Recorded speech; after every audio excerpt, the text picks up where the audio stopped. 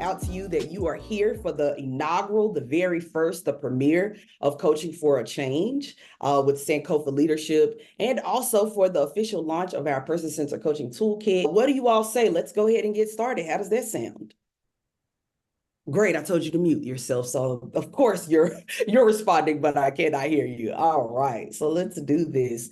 Welcome to the Person-Centered Coach, where we explore how person-centered approaches and practices transform human services from the inside out. Hi, I'm Franceria Moore Maxwell, the founder and managing director of Sankofa Leadership, and I am here to offer some quick tips, tools, and hacks for amplifying your impact by becoming more person-centered from my team's 25 years of combined experience in the human services field. I want to especially welcome you to the first episode of Coaching for Change. Each month, we will host these live webinars to explore how person-centered practices can transform the way that you support your clients, the communities that you serve, as well as your colleagues. So that's what we're here to talk about. That's what we're going to talk about every single month when we come together for these live webinars. So please feel free to invite your friends, your colleagues, your neighbor next to you that works in the office, maybe someone that you used to work with a few years ago even. Make sure you share this far and wide as we're trying to spread this person-centered approach, because we know the impact and the power that it has to really support those in our community. Some of you might be wondering, well, what is Sankofa? I have not quite seen that before. I'm not familiar with it. I would love to be the first, if you've not heard of it, to introduce you to the concept of Sankofa. Sankofa is a Ghanaian principle that translates to, it is not taboo to go back and fetch what you forgot. That means that you don't know where you're going unless you know where you came from. And so Sankofa at its core is about reflection. It invites us to understand the context of our current situation by examining our past and then applying that learning to better ourselves and the world around us. It is symbolized by a bird with an egg in its beak, and it's turned behind it. So the egg is the future, turned backwards is the past. And so combining those things so that we can move forward to a prosperous future. So how does that translate to what we do here at Sankofa Leadership? As an organization, Sankofa is here to help you reinvent the wheel. Poverty reduction initiatives are nothing new, and they require bold, innovative approaches that honor the lived experiences of families and individuals experiencing poverty with honesty, curiosity, and a commitment to equitable solutions.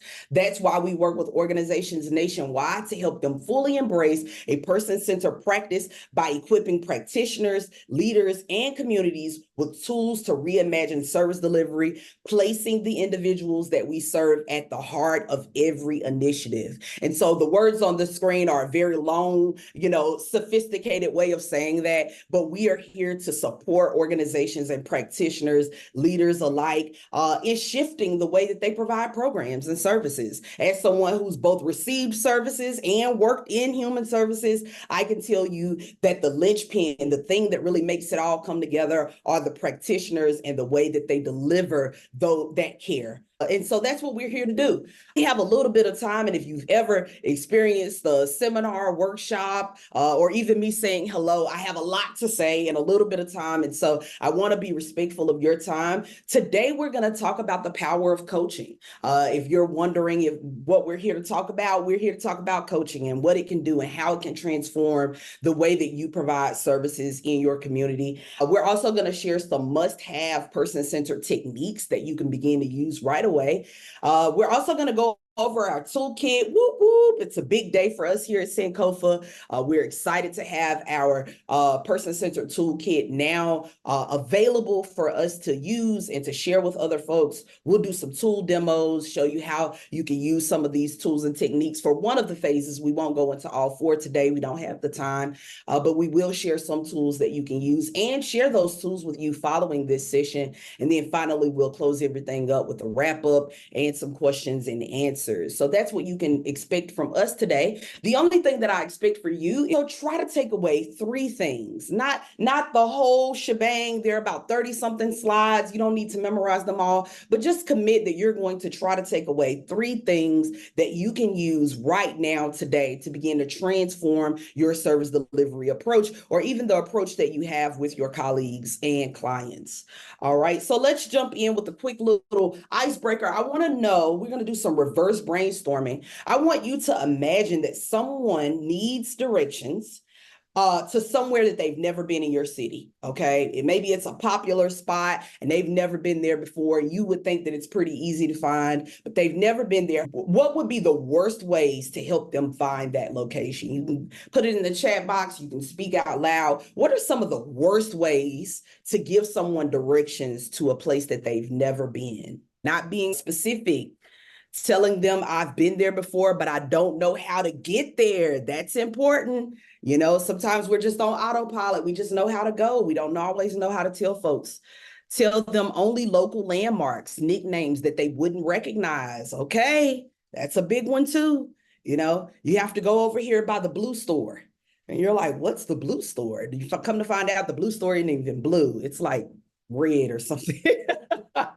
It's a white store, but everyone in the community knows it as the blue store. So yes, that's correct.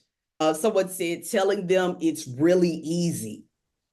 Like, is it really easy? I don't know. Paula says telling them sorry, you have no time to give them directions. So it sounds like the more details, the better. But it also sounds like there might be folks who enjoy certain ways of receiving directions, and others enjoy visuals, others enjoy landmarks, others enjoy more specific left, right, take a turn here, those type of things. I think the idea behind it is that it will depend on the 2 people who are involved in it, the person giving the direction and the person receiving the directions. That's what we want to keep in mind when it comes to giving directions to folks. Well, how does this relate to person-centered approaches? I'm glad you asked. In person-centered approaches, the first person perspective focuses on personal rather than situational factors in providing support to someone. So that means rather than focusing on their situation, what is their economic status, their education, their job position, and explaining the potential services based on those things, we're going to consider who they are as a person. That means their personality, their values, the knowledge that they hold, their skills, their abilities, in order to really inform the way that we provide support to them. That's what it means to be person-centered. Okay, that means whoever I am supporting is at the middle of everything that we're doing. We place all of the value and importance on them. At Sankofa, specifically, we focus on 4 different approaches in the person-centered universe. The first one is person-centered care. That's the way that we deliver the services that we are. Our person-centered care should be wrapped up in everything that you do. Person-centered coaching is an approach that we use to help someone identify, plan for, and practice the goals that are important to them, okay? That are centric to who they are, their personality, their values, their skills, etc., rather than their situation. Person-centered leadership is the way that we support our colleagues, those that we supervise, in a person-centered way in order to help them become the best that they can be in the work that they're doing for the sake of our clients. And so the way that we lead is important. We have to center the individual and not our outcomes in our leadership. And then finally, community-centered collaboration through integrated service delivery. Listen, I could be here all day talking about that, but that's the big goal, right? We're all doing this work so that we can become more collaborative, so that within our communities, there is no wrong door, okay? That everyone who joins us is able to get the resources and supports that they need. Well, you might be wondering, well, why does this work, Fran? Well, the bottom line is that people don't care how much you know it, come on, until they know who and what and how much you care about that thing. Okay. And so that's what person-centered approaches is all about, is making sure that people are not only at the center of the decisions that are made on their behalf,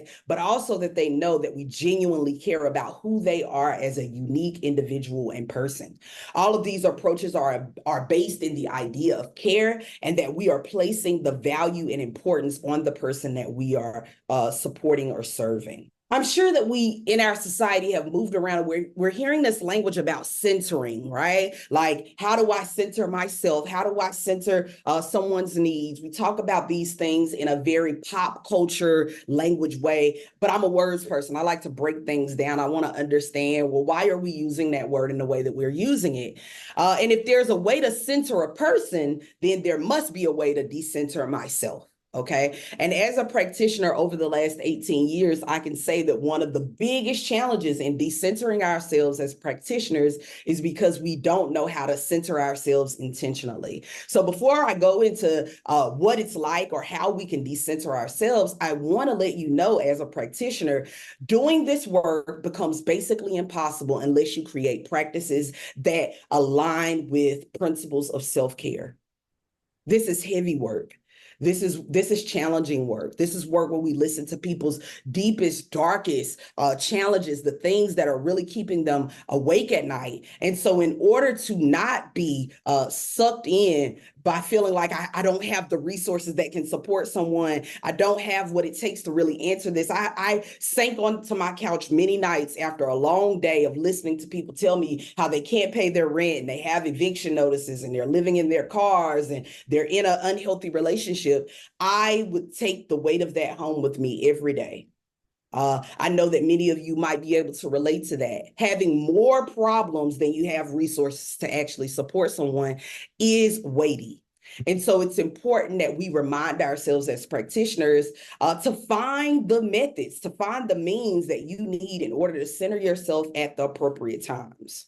Okay. Centering yourself could look like taking breaks in between meetings. Centering yourself could look like identifying a group or a community that shares like ideas and values about your work and talking about that and having a place to really clear that heavy burden that's a part of you. But when we don't center our needs first, it becomes very hard to decenter ourselves and be person-centered.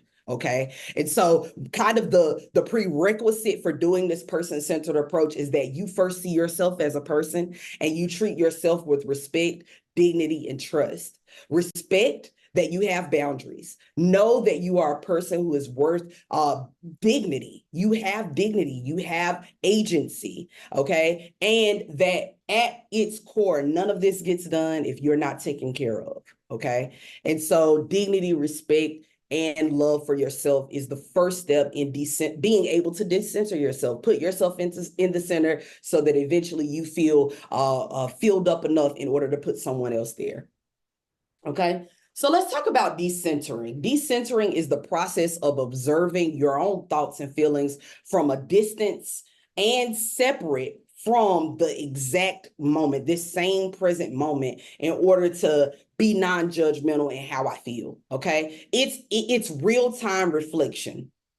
All right. Decentering myself is when I'm saying, hey, this is me. I'm having these thoughts about this particular situation. I recognize that those are my thoughts and those are not necessarily the thoughts of the person sitting in front of me.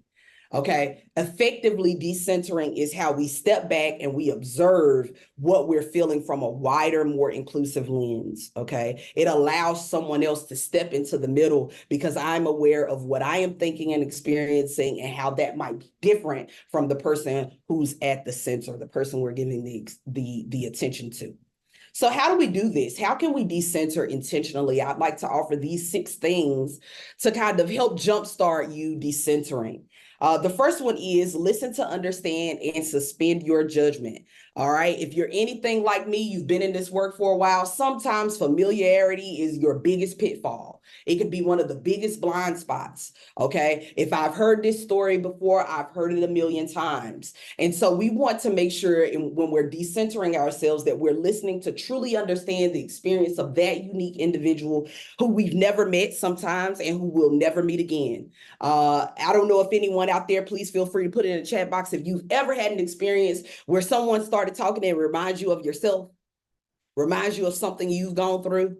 And so whether we know it or not, our brains kind of start to turn off a bit because we think we can fill in the blanks because it feels familiar to us. Okay. Maybe there's a situation where you're working with someone and they have the exact same situation or scenario or family makeup as someone you've already worked with. Okay. When we are not actively decentering ourselves, it becomes hard to stay present because our brain has already filled in what we believe to be the rest of the story. It's important that we suspend our judgment and we listen to understand that person. The second thing that we want to do, and this is a big one for me, Amber knows on this one, practicing silence is a great way to decenter yourself. I remember my grandfather told me, and I'm pretty sure it's a parable or something, but my grandfather told me it is better to be quiet and for people to think you're wise than to open your mouth and remove all doubt. I was like, geez, granddad, geez, granddad, wow. And so the idea here in decentering yourself is when all else fails, practice silence, hold the silence, right? Holding the silence helps you with number one. The more silent you are, the more they talk, and the more you can understand where they're coming from, okay? Reflect before you react, okay? And ask yourself, is my voice needed here? Anybody watch Red Table Talks? I know you all can't raise your hands right now, but Red Table Talks with Jada Pinkett Smith. Do you remember that one? I'm going a little off here, but one of the things that I would notice about that show was that when someone would really start telling a good story, Jada would go and she would work to complete their sentence, and it used to drive me crazy. I'm like, just let them say it.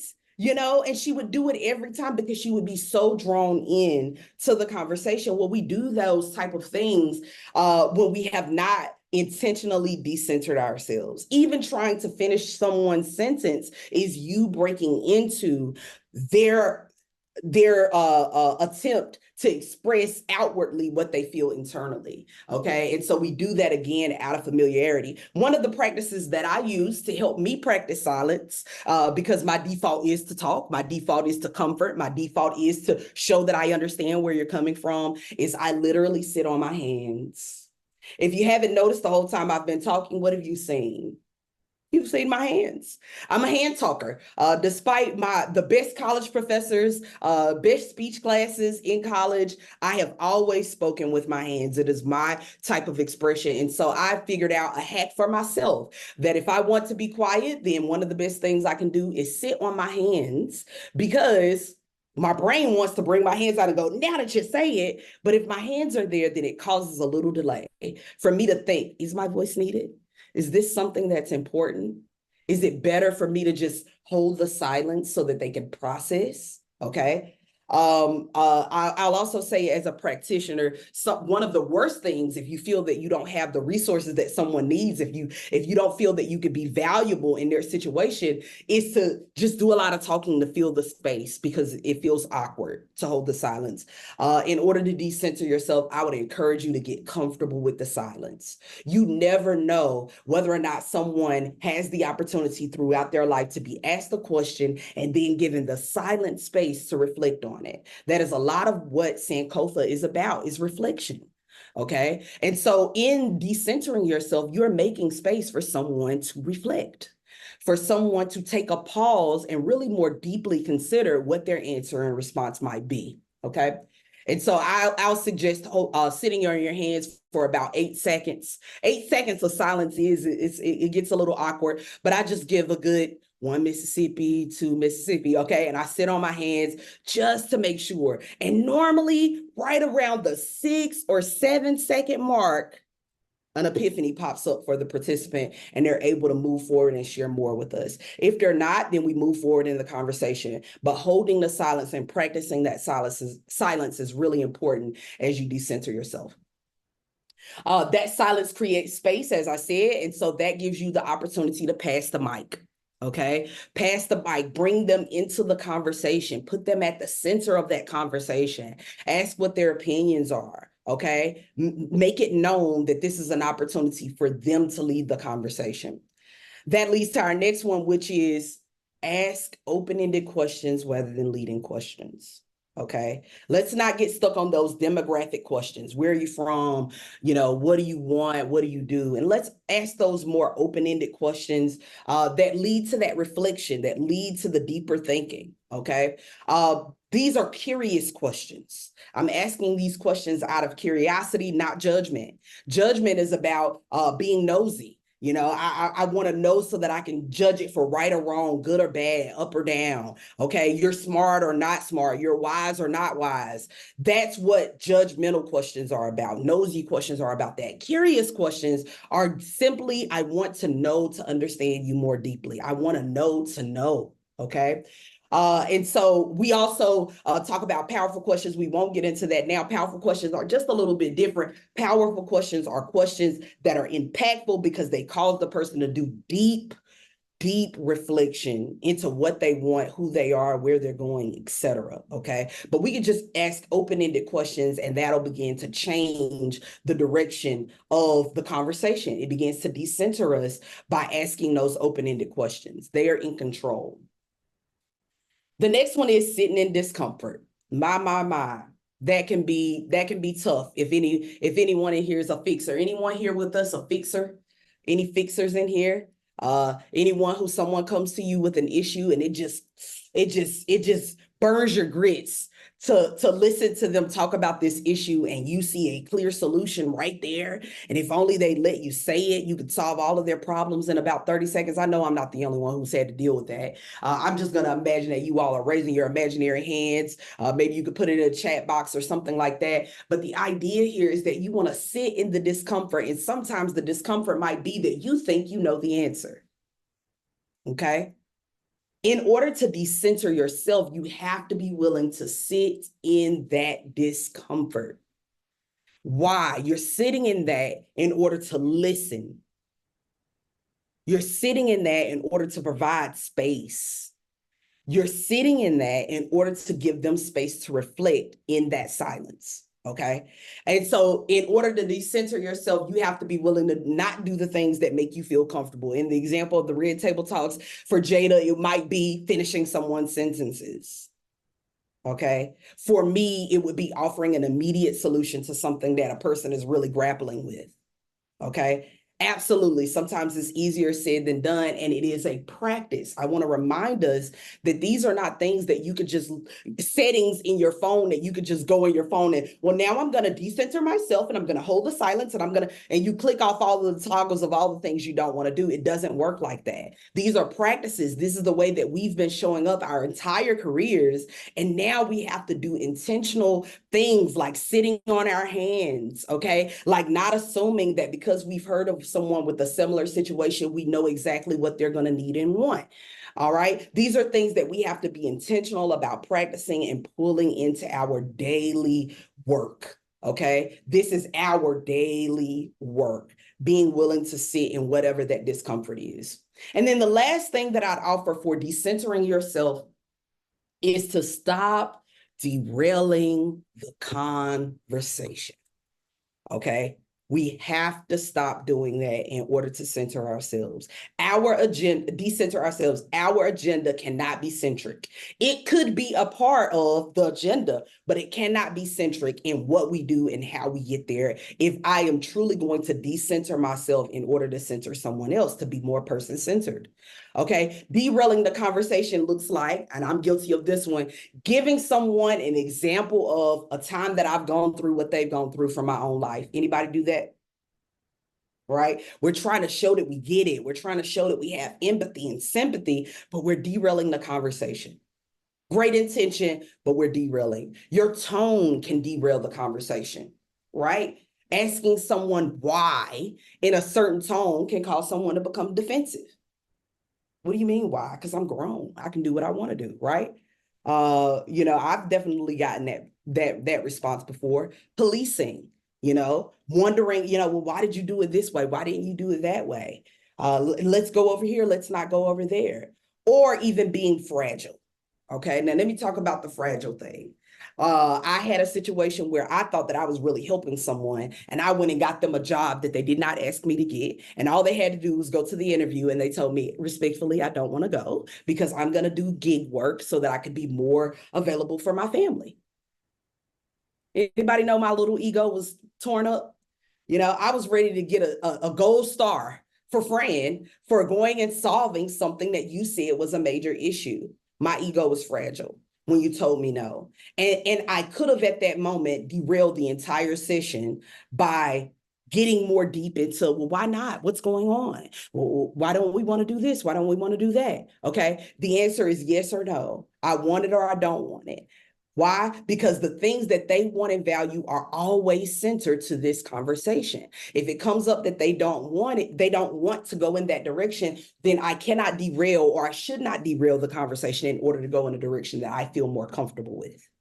Okay. And so those are 6 things that we can begin to be mindful of as we're talking about becoming more person-centered. If I'm going to become more person-centered, I got to figure out how to get myself out of the center. I have to figure out how to pack up all of my experiences, my values, my beliefs, and put those right off to the side as I pay attention to the main attraction, which is the person who is receiving support from me. Okay. So you can do this by checking your assumptions, making sure that you're not being too familiar with someone or too familiar with that personality type. Make sure you're asking permission before you share things with people. Make sure you're asking permission before you sign them up for things. All right. Make sure you're asking those curious and powerful questions as you're doing that. So those are some ways to decenter yourself. But let's talk about this particular technique of person-centered coaching. That's what we're here to talk about. The International Coaching Federation defines coaching as partnering with clients in thought-provoking and creative processes that inspire them to maximize their personal and professional potential. I want to point out multiple words here. It inspires them, okay? And it maximizes their personal and professional potential. Coaching is about collaboration. That means that they bring their values, experiences, resources, relationships, even their knowledge about what they need. And I bring in an understanding of how to navigate systems, where resources are, how to get the support that you need. And with our powers combined, we can get to the desired goal of the client. That's what coaching is all about. Not a long drawn out thing here. That's what it's about. With our powers combined, we can do some amazing things, but each person has to be willing to run in their lane. Okay. It's about supporting someone as they make progress to a goal. Coaching is powerful, particularly with individuals and families experiencing poverty, because it acknowledges the strain that persistent lack and scarcity has on a person's executive function skills. If you haven't heard of executive function skills are the way that our brain does 3 different things: the way that we start tasks, the way that we finish tasks, and the way that we organize things. Okay, it determines how whether or not you're on time, how organized you are. Okay, how well you pivot, and even the way that you react to a situation in real time. All of those things are controlled by your executive function skills. Have you ever woken up late for work? You know, we hit the snooze button and then you woke up like an hour later and you're like, okay. At that exact moment, that's the exact perfect example of feeling a strain on your executive function skills. Okay. Your ability to organize things, your ability to be on time, figure out what do I do first, next, and last. All of those things get scrambled when you're under persistent stress because of financial lack. And so person-centered coaching, by using this, the person-centered coach kind of acts as a gap filler. All right. They're filling in the gap for those missing executive function skills, not because a person can't. It's because of the current situation. So remember, in person-centered, we're not centering their situation, we're centering the person. We're not centering what they don't have, their economic status, their job position. We're not centering any of that. We are centering instead their personality, their values, their strengths, their resources that they bring along with them. All right. So let me read the official definition. Person-centered coaching is a non-authoritative approach to service delivery that guides the formation of trust and collaborative and non-judgmental relationships between practitioners and participants. This approach allows clients to take the lead in their care such that in the process, they discover solutions that best leverage their strengths, experiences, and resources. This collaborative approach views participants as the experts in their lives. The responsibility of the coach is to create the environment that makes change possible and to hold the focus as participants make progress on their goals. That's what the point of being a coach is about. And I can tell you, when I first came to start using these kind of person-centered, family-centered approaches, it was pretty difficult for me because I didn't really understand that my only role here is to collaborate, not to solve. My only role here is to create the conditions, the environment that makes the change possible, not to get on the field and play. Okay. In no context do you know of any coach that says, move out of the way, LeBron, give me the ball, let me shoot it. Okay. We just watched the Olympics. There wasn't one sport at the Olympics where the coach came off the sidelines in order to do the task for the person playing the game. Not one. And it's the same. We should take that same approach in our work. Okay. It is not for us to do. It is for us to create the conditions and the environment. And it's for us to collaborate using the knowledge that we have. And it is for them. Okay. It is for them to accomplish the things that are important for them. Okay. There's an interesting article, and I'll make sure that I share this out with you all. There's an interesting article that was published earlier this year that talks about the impact, that we know that there's an impact on someone having a coach or someone to help them navigate all of the different services and resources. What we're facing right now in this country is a benefits access issue of epic proportions. There are about $1 billion a year that are left on the table in resources financially, as well as programmatically, that folks are not taking advantage of because they don't know that it exists, they don't know how to navigate there, or they do not like the way that the services are delivered. Person-centered coaching attempts to answer all of those deficits in order to get people to the benefits that will help move them out of poverty. Can you imagine? There's over $1 billion a year that can help lift folks out of poverty, but they're not getting access to it for those 3 reasons. And so using a person-centered approach, according to this article, helps to increase the likelihood that someone will experience positive outcomes even if they never receive the services of the organization that they came to. Okay? That's how powerful this type of partnership is, because people want you to know that they are not incapable. They want you to know that because of the current situation, they need more support. All right. In a quick story, I remember one time I was in school. You know how it is in your 20s, and you think you experience a heartbreak that you'll never recover from. And I was driving down the highway, and I got one of those text messages, and I'm crying, I'm bawling, and it's raining outside. There are windshield wipers on and everything. And do you know, my friend who was sitting in the car next to me never said, "Hey, why don't you pull over so that I can drive so that we can make it to where we're going from?" That sounds a little crazy, right? Well, that's the idea of coaching. It's not that I would never recover. It's not that I didn't even know how to drive. It's just that in that situation, I needed someone to provide support. Okay. I needed someone to be there for me, and I needed them to be willing to give me the keys back to my car so that I could be in control when that moment had passed. That's what a person-centered coach does. They're willing to decenter themselves, what they need, what their programs need. Okay. The outcomes that are necessary for their programs to keep running. I know I'm talking someone's language out there. I've been there before. Okay. We're willing to decenter those things in order to place all of the importance and value on the unique individual that is in front of me. Okay. So just a couple coaching notes here to summarize that. This is effective in poverty prevention and reduction because it works with them on what they see as important. Okay. Another reason why it works is because it helps someone achieve their goals. All right. That's the payout. I'm here to help you achieve the goals that you want. We want them to experience quick wins when we're coaching with them. One of the things that I love about coaching is that it empowers them to become a coach in their own family and network. And this multiplies our efforts exponentially. If you are in this work for any period of time, like Amber and I, you are passionate about seeing families lifted out of generational poverty. I'm really taking a veer right here, okay? Again, as someone who has not only provided services, I've also received them.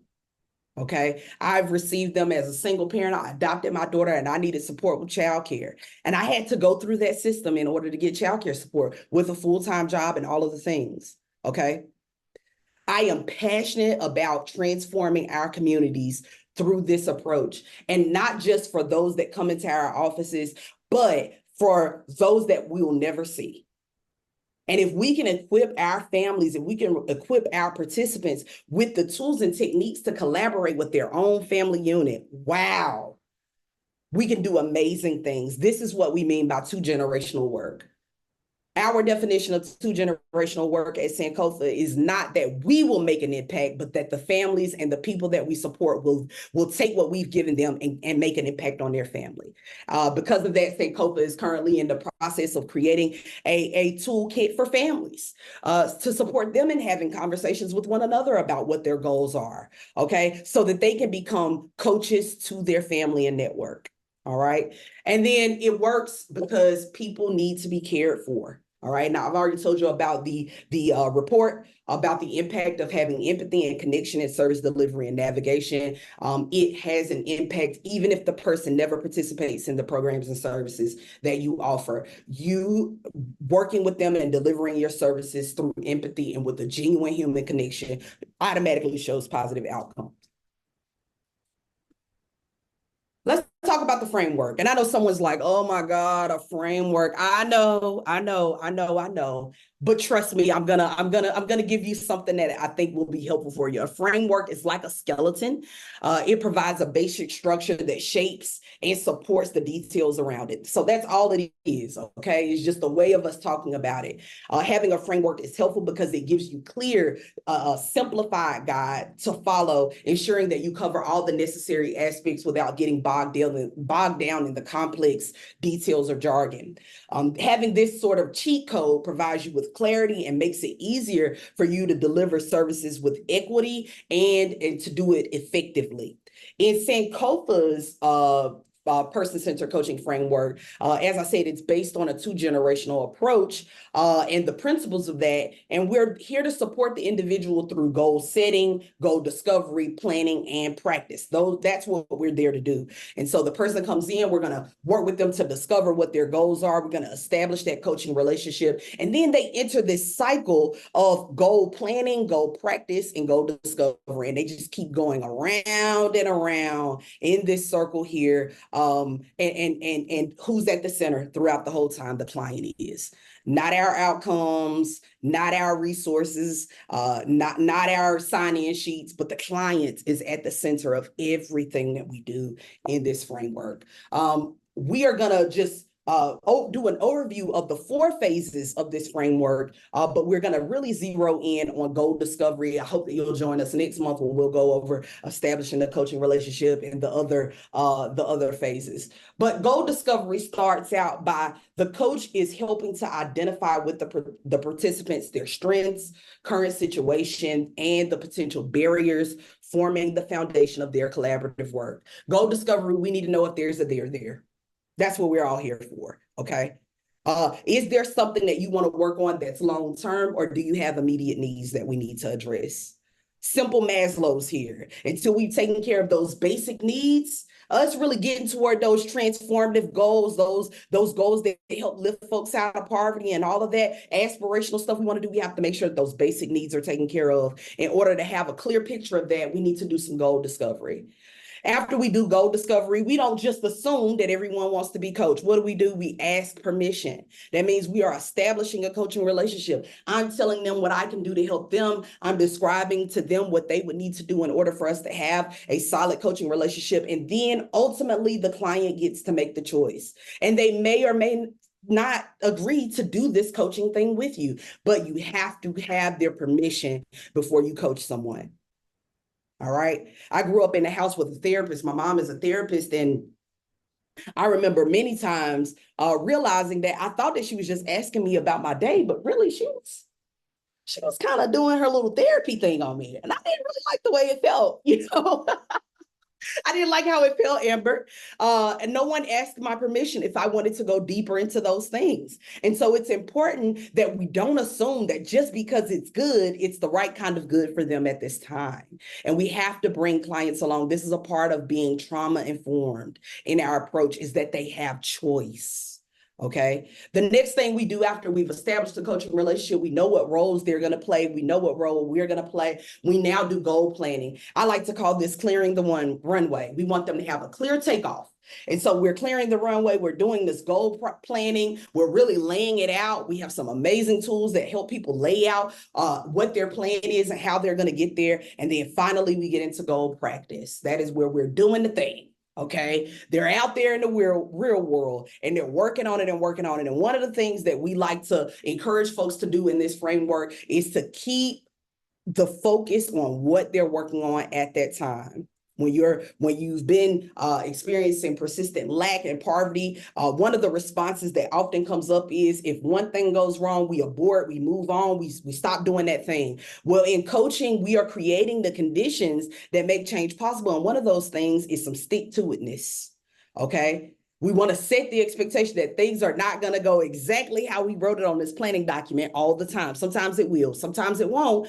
The idea is that you want to encourage them to keep going no matter what. 1% improvement, that's the idea. 1% improvement in this coaching approach. It's not about transformative change overnight. It's about creating the behaviors, creating the practices, showing up every day in order to make your dreams come true, okay? I won't get too much into it right now, but there's a famous author who talks about the 1% rule.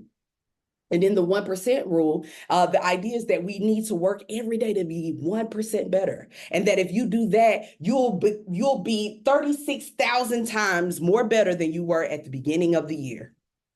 That's huge, okay?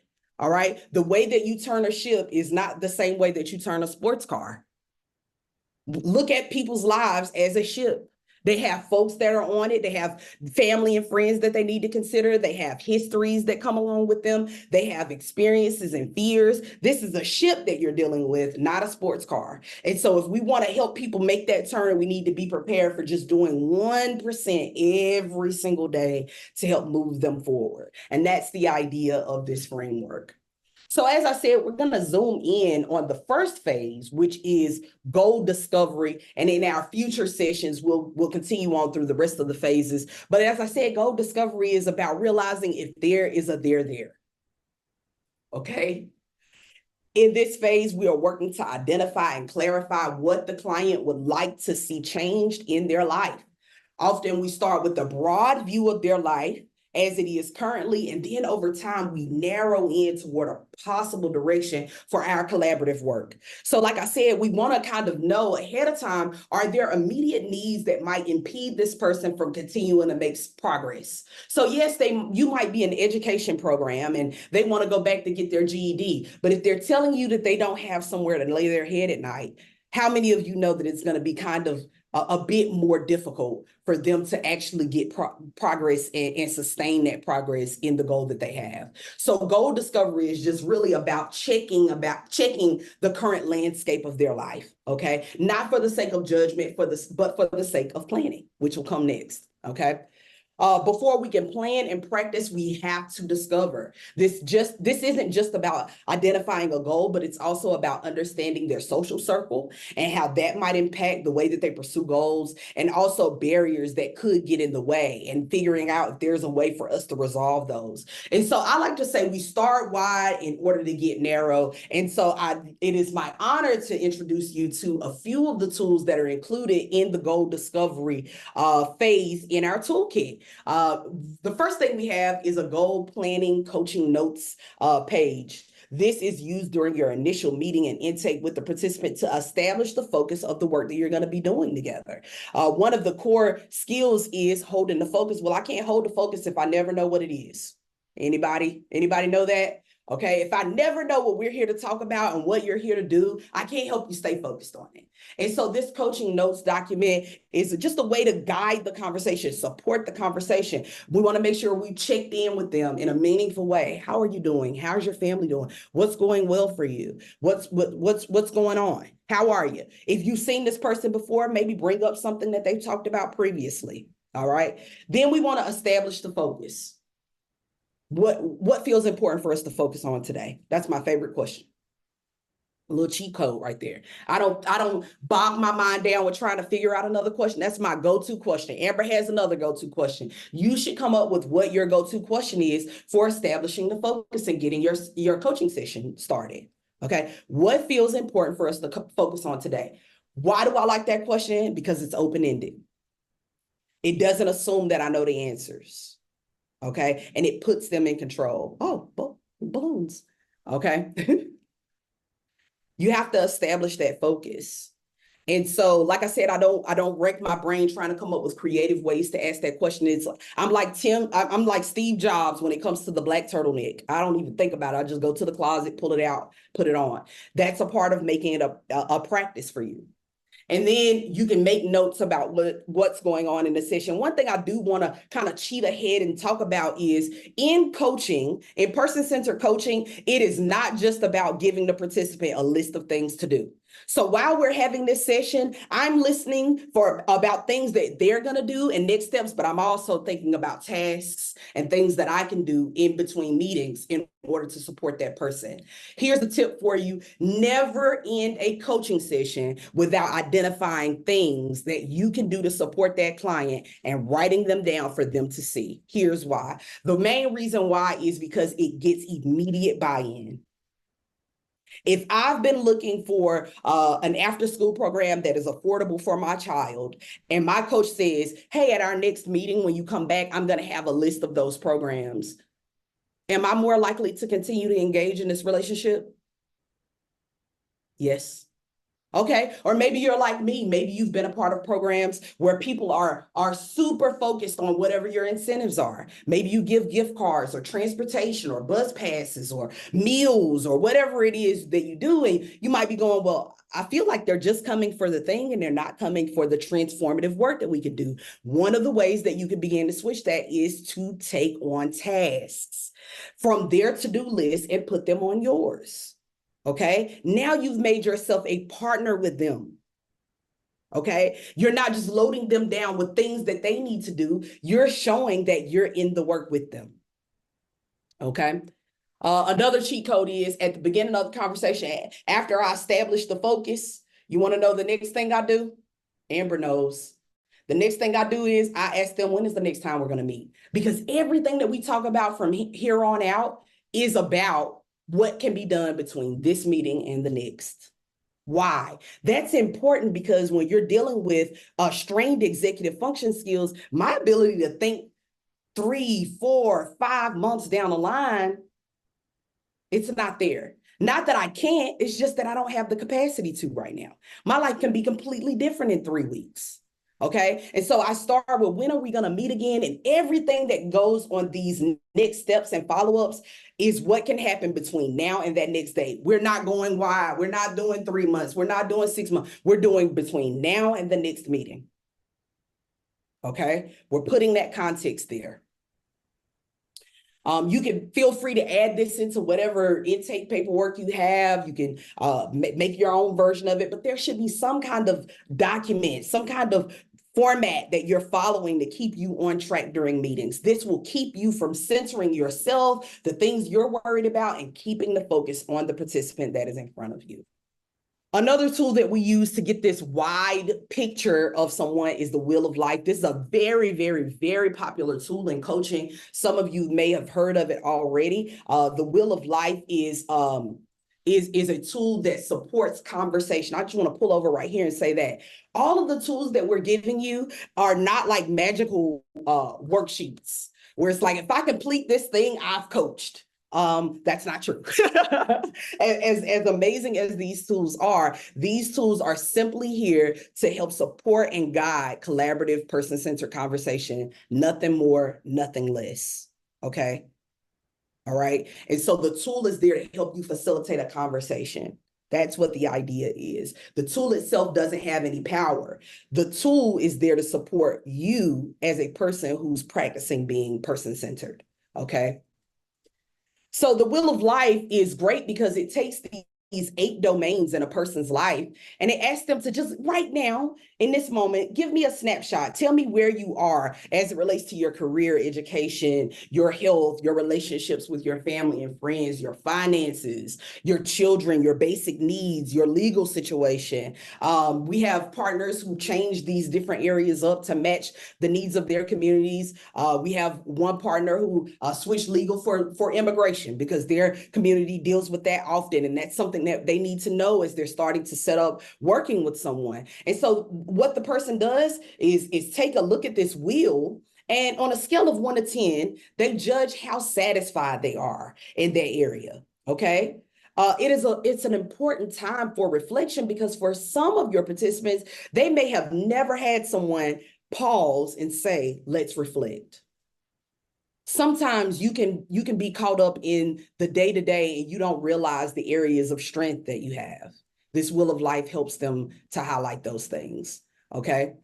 To really identify what's going on with them. Now, what's important about the Wheel of Life is that these numbers don't actually mean anything to anyone except that person. And so in order to really understand what a 3 means to them, we got to ask questions.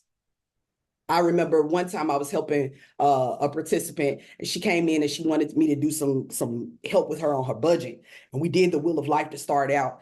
And she said, I make about $90,000 a year. And I was like, you make almost double what I make, right? So here I am in that moment going, I have to decenter myself.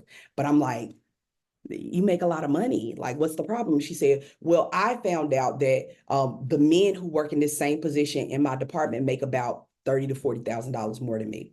Anybody know that would be a 3?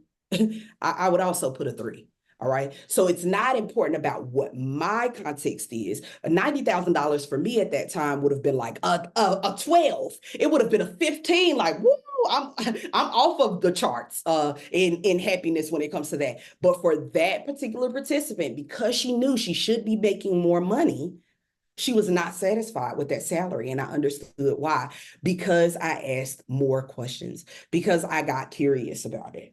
And so this is one of the tools that you can complete with your client, or it's something that you can send home with them. You can send it home with them. They can do it. Maybe they have a conversation with their partner or spouse, or maybe their children or whomever they live with to do it. But they want to spend some time. You want them to spend some time really reflecting on these different areas. We're still not ready to establish a goal yet, but we are getting more clear about what we might want to focus on. We're zooming out in order to get clear. Okay. Sometimes when you're working on a significant goal, like starting a business, it can be overwhelming to think about all of the things that need to be done in order to reach that goal. Likewise, it could be overwhelming to know that sometimes the things that you have and have challenges with, and the things that you need, you're unsure about how to get there, when you'll get there, etc. And so zooming out is what we need to do. The Wheel of Life helps us do that. Zoom out so that we can see the forest and not the trees and not just the forest, and we get that bird's eye view. That's what we want to do, okay?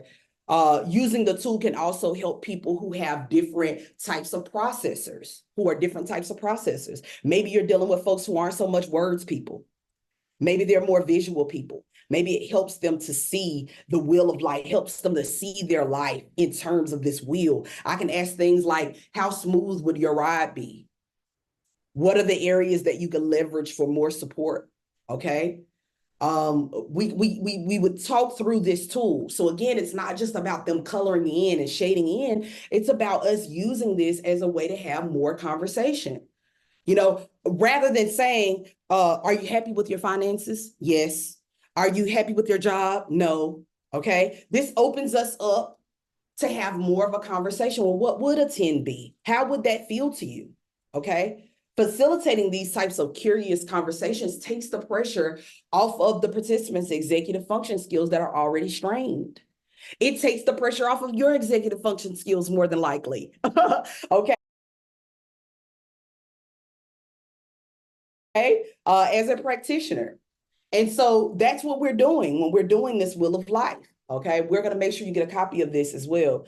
Another tool that we have that supports the wheel of life is funnel vision. This is one of my favorite tools. The idea is, again, we start wide and we're narrowing in. We're asking them these different questions in order to understand what we might want to do. Okay, so we start off by asking them, well, what are the three highest scores from your wheel of life? Okay, we list those at the top. And then we go through, well, what's good about it? Anybody know, as a coach, we love to know what their strengths are. Why? Because we want to leverage those strengths. Okay. Whatever they might be, we want to leverage those strengths. Those are the beginning building blocks for all of the work that we'll do. Okay. After we list those, we say, well, what's working well in this life area? How long has it been this number? What are your strengths in this area? And so we're talking about all of those. Then we move into the next one, which are, well, what are the areas that you want to focus on? So now we're ready to get curious about their challenges. Okay. What number would you like for it to get to? How will you know that you've reached the goal in that area? What would a 10 look like in this area? How can you apply your strengths to this area? And what kind of help do you need in this area? We're doing this on 2. We're going to do this on 2 of them. All right. So we'll talk through that. And then the last one is, what are the 3 areas that you'd like to focus on over the next 6 months? I'd like to give a caveat for that. I want to tell you that depending on what's going on, right? So funnel vision isn't about setting a goal. I want to make sure that that's clear. This is goal discovery, but we're not setting a goal yet. We're discovering what's possible. We're zooming out in order to get a more clear picture of their current situation. But at the bottom of this, we're picking three areas that we want to focus on. Someone in the back is going, well, why do we pick 3? Well, we pick 3 because momentum is key when you're doing this kind of work. You know this. You know this in your own personal life. When you're trying to make a change, when you're working on making a change in your life or doing something differently, momentum is key. Okay, momentum is key, whether you're trying to change your diet or your exercise, or if you're trying to get more organized, whatever it is, the more you do it more consistently, the better it is. When we take breaks, that's when we get thrown off. Okay, I just got back from vacation. I went to Hawaii and watched my best friend get married in a beautiful garden. It was amazing. I didn't go on one walk while I was gone. Somebody knows I lost the momentum. Okay, it's the same thing when we're helping someone toward a goal. We want them to keep that momentum. That's a big part of the goal practice process. So we identify 3 things that we can work on so that we set ourselves up to be able to keep moving. We don't know what might come up. We don't know if maybe the local community college doesn't offer that class in the fall, and now what are we going to do? Well, we don't have to go all the way back to the drawing board. We can just go to the next bubble and keep working. Because again, the idea is 1% of improvement every single day. This makes it easier for us to pivot, and it becomes easier for us to plan at the outset rather than to plan in the middle of something. Okay, these are all things that we want our participants to pick up on. Another tool that we use in goal discovery is who's in my circle. This is another popular tool that folks use to just kind of understand what is the social circle of the participants sitting in front of me. Why is that important? Well, that's important because none of us, very few of us, I'll say, move as an island, completely separated from everyone else. Most of us are at least a peninsula. Some of us are a metropolitan city in the middle of the country, okay? We are surrounded by people who love us, who support us, who we support, okay? Our lives are normally intertwined with other people, and what I am able to do is impacted by my circle.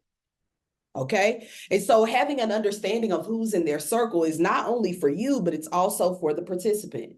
It helps them get a good grasp of, well, who's relying on me? Who do I rely on?